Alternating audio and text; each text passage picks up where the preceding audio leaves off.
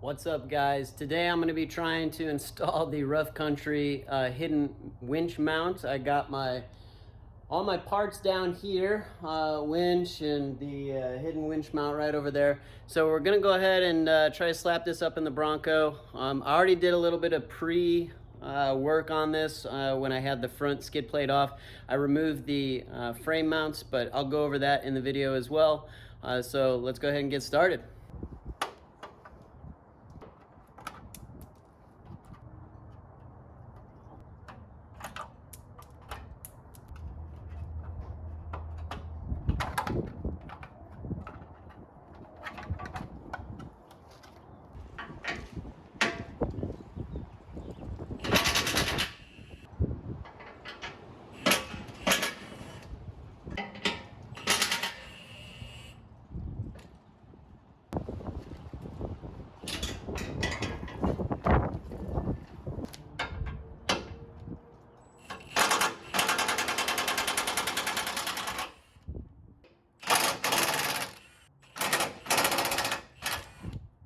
Alright, so a couple things that I learned while taking off the front bumper. There's the 3 bolts that hold on your toe locations here as well. I have the front parking sensors and the ACC module. With the front parking sensors, there's a little harness that kind of holds everything in, and it's tucked up under the driver's side headlamp. It's like right here. So just make sure you disconnect that before taking off the front bumper, otherwise you'll get hung up on that. All right, if you watch numerous videos on this, these are the 2 frame horns that everybody shows. You have to be careful of the wiring and the brake lines here. You don't want to cut those. Angle grinder or sawzall, or I don't know if I'd get a plasma torch in there, but basically you cut them off, cut them flush, grind them flush, paint it so you don't get rust issues, and then you can go ahead and put your winch up in this occupied space, or unoccupied space, pretty much. So this is the 2.3 liter, so you don't have any issues. If you have the 2.7, there's a cooling circulation bracket or something there. You have to do a whole bunch of work to relocate that. Not exactly easy. And then we have our intercooler here, and pretty much the winch sits right up in this open space once you get rid of these frame horns. So here's a pretty good shot of the frame sections that I cut off. There's 3 here. Just repainted them. Sawzall, angle grinder worked probably the best. There is a top portion too that you got to get to. That one's a pain in the butt. Same on the other side, and then just paint over it so it doesn't rust. And then that preps for the 2.3 liter. 2.7's got an oil intercooler that kind of sits right in there. It's a little bit of a pain, but from other videos I've watched on that one's quite the doozy. That'll take you a long time. So before I get out of the sun, the next step is to remove these intercooler mounts. That's got to be these right here. 15 millimeter. All this front end is 15 millimeter. All right, next steps is to get our winch tray and then our other pieces here and here. You're going to notice these tabs go to the back, and then these lay inside. And then we attach our 19, well, I think these are 12 millimeter bolts, but they take 19 millimeter heads. Yep. And we just snug them all down, coming from the outside in with nuts to the inside. And then once we do that, we get the winch placed inside and we install that. All right, join me at the workbench where we have the winch upside down, and we're going to take the winch plate and the 4 bolts provided. There were 2 big fat bolts provided. The instructions don't mention them, so I'm not sure what we're going to use them for, but pretty much put the winch plate right here and bolt it down.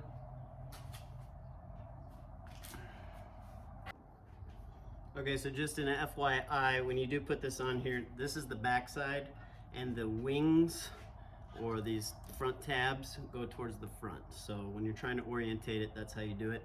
And then with the hardware, there's these little tab nut things that kind of slide into the winch feet. One really big note that I forgot to mention is the grounding wire needs to be installed before you put the winch plate on. I don't believe that they had that in the instructions. And then the instructions don't mention what these are. It's a 16 millimeter. Okay, got a couple things going on here. Basically, you have these intercooler mounts. You stick these on first, then put the rubber back on. And then from there, we're gonna slide the winch underneath on this jack with the block, and we're going to raise it up into place, and then basically using the provided hardware to tie it into the frame.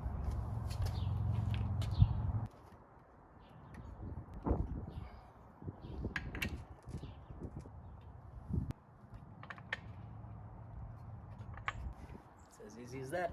Okay, I just want to kind of show what I did here. I got the winch up with the jack, big PETA, and basically you gotta hold this intercooler up while also trying to balance the jack. Then basically you put these intercooler mounts back on, you put a nut, well before you do that, you put this nut cert in. Don't be like me and lose it down in there. That was also a big PETA. You put this hardware in loosely, and then you attempt to line these holes up, tighten them loosely, same with the other side. I used a jack on one side to kind of give me some leverage to line up the holes. They weren't exact, so just keep that in mind as well. And then these have some torque specs, and so do these. So just torque them down as appropriate, and just kind of go little by little with everything. Just don't snug everything down right away. You might back yourself in a corner. I loosened up all of these wires and the zip ties off of these just to prep them. I installed the extension for later when we run it up top or put it somewhere else. Maybe I'll put it easily accessible in the bumper, I don't know. And we'll go from there. Okay, so at this point we got the winch installed. Everything is torqued down. Don't forget to torque down that ground nut right in there. And you can see we're working with some good space with the rough country. I heard that the Harbor Freight Apex Badland Apex 12,000 pound winch will fit in here. It's extremely tight. You have to flip these around in order to get it to fit. And then one of the other issues is that the clutch release for the winch hits into this charge pipe. If we can get some light, hits into that charge pipe. It's also orientated this way and then turns that way, so it rubs into it, whereas the rough country is front to back with the Bronco. So now we just got to route the wires up. So I got them kind of going up top. I wanted to figure out where I was going to put this guy for the controller. It says right here you notch this out. I don't love the idea of that. I was hoping I could find a way to not pop my hood. For now, I think I'm just going to loosely zip tie it here and then figure out what I want to do later. Perhaps maybe run it onto the bumper itself. I don't know. So I'm going to leave it kind of just hanging here for now to see what I can do with that. I'd like to add a winch relay since I ran these wires already. They basically just tie right into the battery. So I'd like a kill switch, and if I can, just wire it to the auxiliary switches on the Bronco itself. But as far as the wiring goes, you could probably zip tie them all before, but you can see they kind of run right down here. Just make sure they're out of the way of moving parts, out of the way of the fan, and you should be good to go.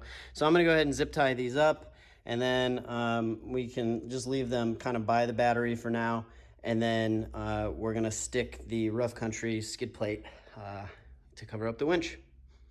Okay, this is a little difficult to show, but basically you take this skid plate, take the front piece, and you're gonna put it up to this piece in the frame. That's kind of where your hooks are. I have a bunch of leftover hardware. These seem to fit. I believe these are the correct ones that go up in here and secure it. And then for the back side, you're using the ones that you originally took off, the original hardware that goes into these intercooler mount sections that you bolted on earlier. So I'm gonna attempt to put this in, and we'll see how that goes.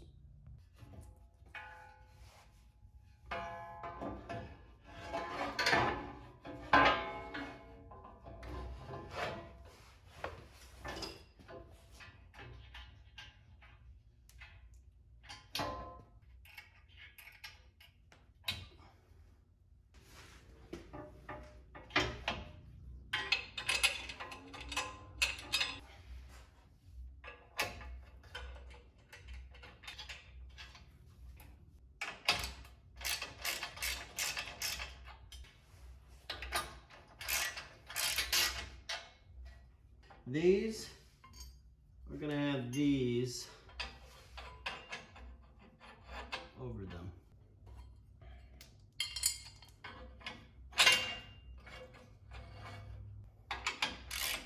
All right, the next part is to basically take these shims and align them with the holes, take your original hardware, take these nice plastic squares and stick them in. There's gonna be 2 metal shims per side. That gives the bumper enough clearance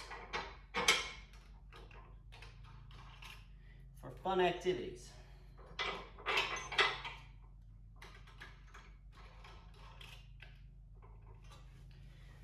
And then, using the help of a helper, you're basically gonna slap that sucker right back in and torque it down. All right, once you get the bumper installed and torqued down, we're gonna install our little Hawse Fairlead, and these are the Torx. So there is a lot of leftover hardware for other models, so just keep that in mind if you do have some.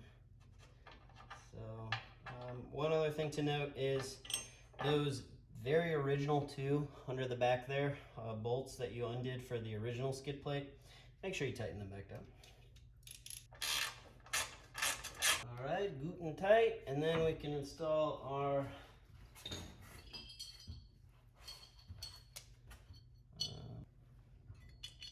long day doing this.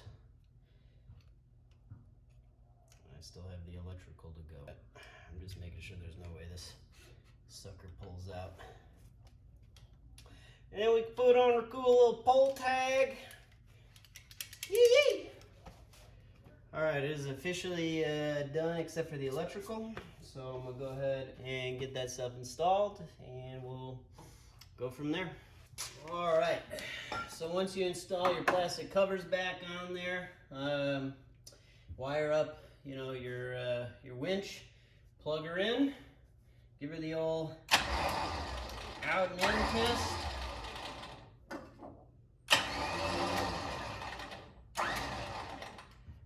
And she works.